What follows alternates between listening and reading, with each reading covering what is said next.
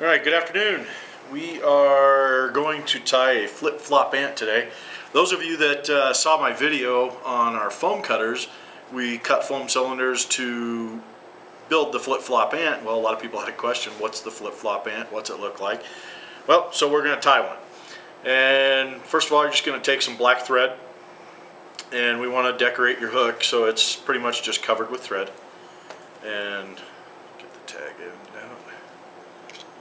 And just wrap it all the way back to just, right before the bend.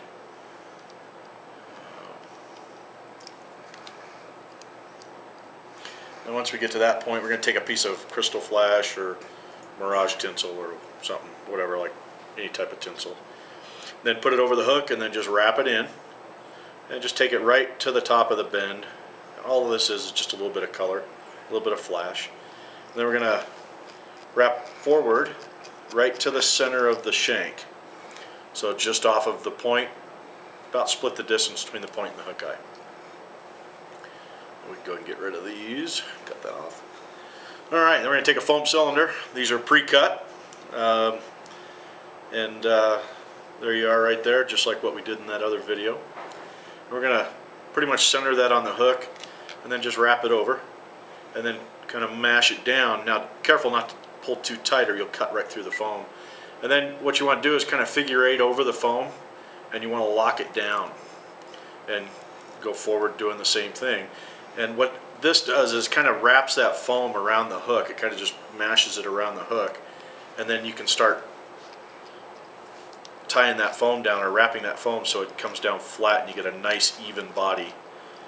And we'll bring it to the back, and we're going to take some hackle, and I'm just using grizzly hackle today, and you can use black, you can use brown, tan, whatever kind you want.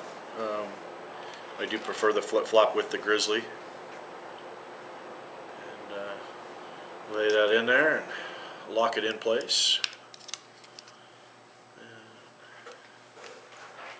And I just bring it around the front. That just kind of gets the thread completely out of the way. Those of you that don't have a rotary vise, it's kind of nice to get it out here. That way you have plenty of room to wrap your hands over. I'm lazy, so I like to use a rotary vise. So what we're going to do is just wrap this around, about 3 or 4 wraps. There's 2, 3, we'll give it 1 more, and that looks good. And we're going to take our thread, put it right back behind, and lock it off. Alright, cut our hackle out of the way.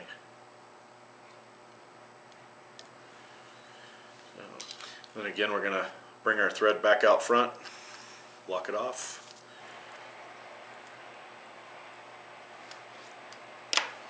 And alright, now we're going to take and cut our foam, and you want it just right across the tops of the hackle, kind of give it the proportionate size, and just cut it at a flat angle, and you get that nice flat look to it. And then the back side, just a slight angle, not quite perpendicular, just a little bit of an angle to the back. Again, you want it to be just about the same height as the hackle. And there you go, flip-flop ant.